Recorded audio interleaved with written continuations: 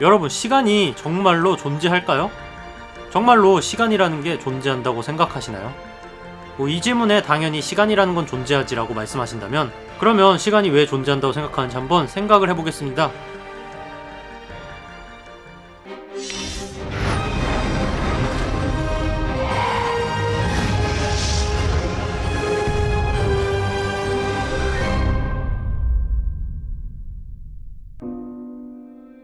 시공간상에서 우주에 존재하는 모든 물체는 항상 빛의 속도로 이동한다는 게 도대체 무슨 말일까요? 7개월 전에 올렸던 이 영상을 많은 분들이 좋아해주신 덕분에 제 채널이 여기까지 올 수 있었지만, 댓글들을 읽다 보니까 추가 설명이 필요할 것 같아서 이 영상을 만들게 되었습니다. 7개월 전에 올렸던 영상에서 우주에 존재하는 모든 물질이 시공간에서 빛의 속도로 움직인다는 개념을 설명했는데요. 이번에는 이 이야기가 무슨 의미인지 아주 쉽고 깊게 파악해드리겠습니다. 19세기의 과학자들은 빛은 관측자의 운동 상태와 무관하게 항상 빛의 속도를 지닌다고 설명합니다.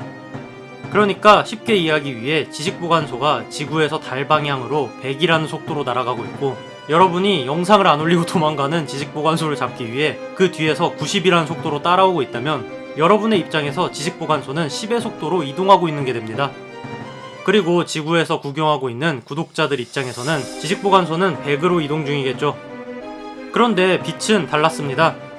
빛이 지구에서 달로 100의 속도로 이동할 때 여러분이 그 뒤에서 90의 속도로 따라간다고 해도 여러분들 눈에는 여전히 그 빛은 뒤쫓아갈 때나 뒤쫓아가지 않을 때나 똑같이 100의 속도로 여러분에게서 멀어져 간다는 뜻인데요.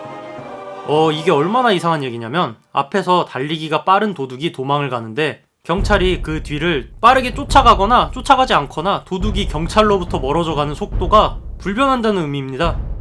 사실상 이게 물리학적으로는 굉장한 모순처럼 보이는데요. 이런 식으로 우리가 아무리 빛을 빠르게 쫓아가 봐야 빛의 속도는 항상 일정했습니다.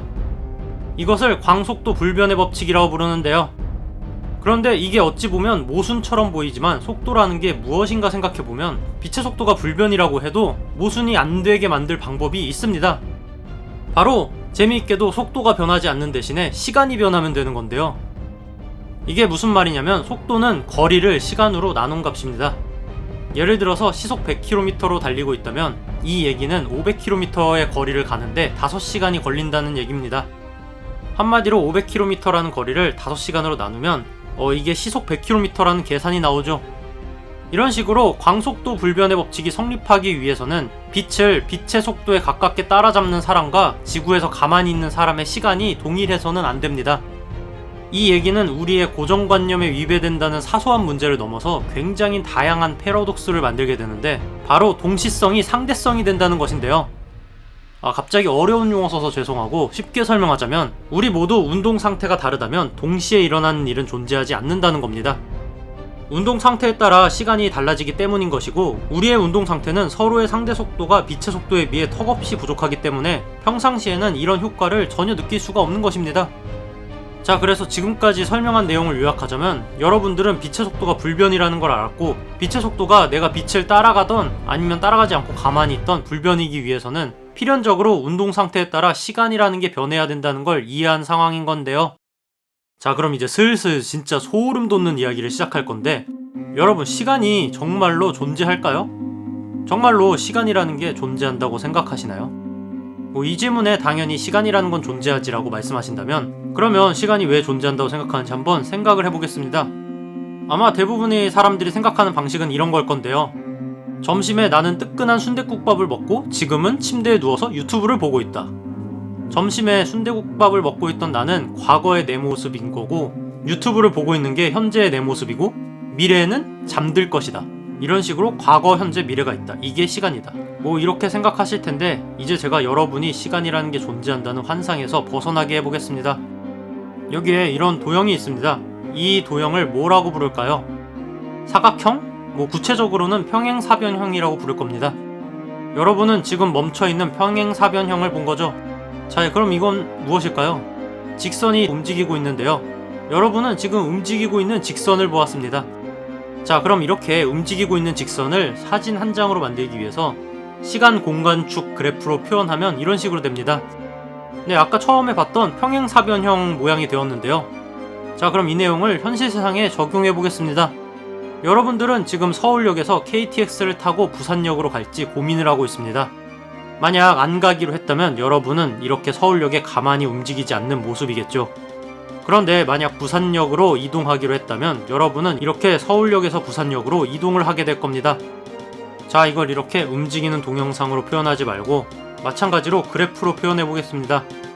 여기서도 세로가 시간축인데요. 부산역으로 이동하고 있는 여러분의 그래프는 이런 모양이 됩니다. 반대로 서울역에 가만히 있었을 경우 여러분의 그래프는 이렇게 시간 방향으로만 그어지게 되는데요.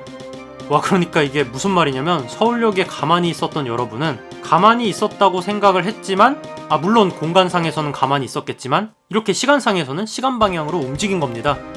하지만 부산역으로 이동한 여러분의 모습은 원래는 이렇게 시간 방향으로 이동하고 있던 여러분들의 운동 방향을 서울역에서 부산역으로 공간 방향으로 아주 조금 변경한 것 뿐입니다.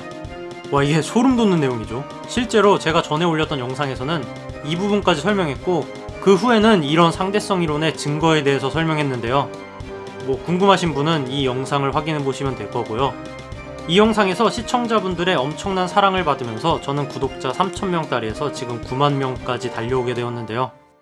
자, 그런데 중요한 건 오늘의 소름은 아직 시작도 안 했다는 겁니다. 이렇게 우리가 시간 플러스 공간 방향에서는 항상 빛의 속도로 움직인다고 해서 시공간상에서 모든 물체는 빛의 속도를 지닌다는 게 상대성 이론이 하는 이야기입니다. 그런데 이 개념을 인정하면 과거, 현재, 미래라는 게 있다는 게 말이 안 되게 되는데요. 정확하게는 과거나 미래의 모든 사건이 이미 존재하고 있어야 가능하다는 걸 알게 되는데, 어려운 내용을 다 빼고 예를 들어서 설명하자면 만약 1차원 세계에 사는 1차원 생명체가 있다고 해봅시다. 이 생명체는 서울이라는 곳에서 부산이라는 곳으로 이렇게 이동을 했습니다. 그러면 보시는 것처럼 이렇게 움직인 게 되겠죠. 자, 그런데 반대로 2차원 세상에 이렇게 평행사면형 그림이 있습니다. 이 세계에 있는 모든 물질은 아무런 운동도 하지 않고 아무런 변화도 없습니다. 대신에 이렇게 1차원 직선이 위로 이동을 하며 우리는 이 직선 위에 있는 물체만 관찰할 수 있다고 해보겠습니다. 그래서 직선이 이렇게 위로 올라간다면 우리가 보게 되는 모습은 이렇게 됩니다. 아까 1차원 세계에서 직선이 움직이던 것과 같은 모습인데요. 그러니까 제가 하려는 얘기는 이렇게 빅뱅부터 우주가 종말할 때까지가 한 장의 사진이라고 본다면 우리는 그 중에서 이렇게 단면만 볼 수가 있다는 의미입니다. 그런데 모든 물질은 시공간상에서 빛의 속도로 이동하기 때문에 공간상에서 상대 속도가 제로일 때는 시간 방향으로 빛의 속도로 움직이게 되는 겁니다. 자, 그러면 이렇게 과거, 현재, 미래를 담고 있는 우주의 사진에서 우리가 볼 수 있는 단면의 위치가 계속 변하는 것 뿐이고, 우리는 이렇게 변하는 단면의 위치를 보고 이게 시간이 흐른다고 표현을 하는 겁니다. 와, 이거 진짜 소름 돋지 않나요? 그러니까 한 달 뒤에 지식보관소 채널이 구독자 10만 명이 된다면 한 달이라는 시간이 흘러서 지식보관소 채널이 구독자 10만 명이 된 게 아니라 시간 방향으로 빛의 속도로 한 달을 가야 도달하는 거리에 구독자가 10만 명이 된 지식보관소의 모습의 단면적이 존재하는 건데요. 그리고 우리는 빛의 속도로 꾸준히 이동했기 때문에 구독자 10만 명이 된 지식보관소가 있는 거리까지 도달을 한 것뿐입니다. 네, 그러니까 이 세상은 시간이 절대적이고 속도를 바꿀 수 있는 게 아니라 과거, 현재, 미래의 모든 모습이 4차원으로 표현된 한 장의 사진인 것이고, 그 사진을 스캔하는 속도가 빛의 속도로 불변인 것뿐입니다. 공간상에서 속도를 지닌다는 건 이 스캔의 각도가 조금 바뀌는 것일 뿐인데요. 와, 사실 제가 오늘 한 이야기가 제가 정말로 많은 사람들한테 하고 싶었던 이야기 중에 하나이고, 많은 사람들에게 이 이야기를 하기 위해서 유튜브를 시작했다고 해도 과언이 아닌데요. 저는 지금으로부터 12년 전인 2007년부터 네이버 블로그에 상대성 이론 이야기를 쓰면서 이 이야기를 계속해왔는데요. 지금 이렇게 나름 많은 사람들이 볼 수 있는 채널이 돼서 이 이야기를 할 수 있게 돼서 너무나 행복합니다. 이게 사실 제가 유튜브를 하면서 구독자를 열심히 모아온 이유이기도 한데요. 그러면 이제 슬슬 오늘 영상을 포함해서 제가 정말로 하고 싶었던 이야기를 할 때가 된 것 같습니다. 사실 지식보관소 채널은 이제부터 시작이니까 많이 봐주시면 감사하겠습니다. 그럼 이만.